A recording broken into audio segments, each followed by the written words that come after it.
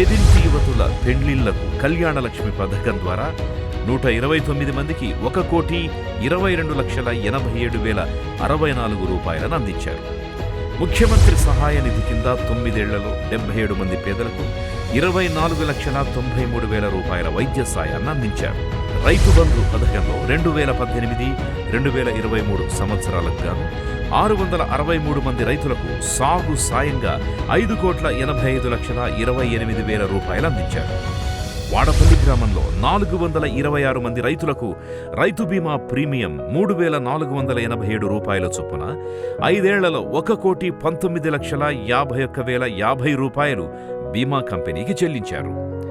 వాడపల్లి గ్రామంలో రైతు బీమా ద్వారా 3 రైతులు మృతి చెందితే వారి కుటుంబాలకు ఒక్కొక్కరికి 5 లక్షల రూపాయల చొప్పున 15 లక్షల రూపాయలు అందించారు. దసరా కానుకగా వాడపల్లి గ్రామంలో బతుకమ్మ చీరలను 1946 మందికి 13,73,400 రూపాయల వ్యయంతో పంపిణీ చేయడం జరిగింది.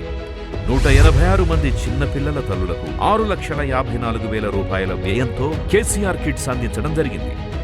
బాలికా ఆరోగ్య రక్ష కార్యక్రమంలో 60 మంది బాలికలకు 96,000 రూపాయల హెల్త్ కిట్స్ అందించారు.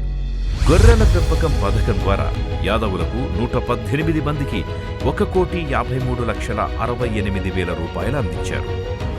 మన ఎమ్మెల్యే నల్లమోతు భాస్కర్రావు గారి కృషితో వాడపల్లి గ్రామంలో 2014-2023 వరకు సంక్షేమాభివృద్ధి పథకాలతో 26,78,14,866 రూపాయలు వ్యయం చేయడం జరిగింది.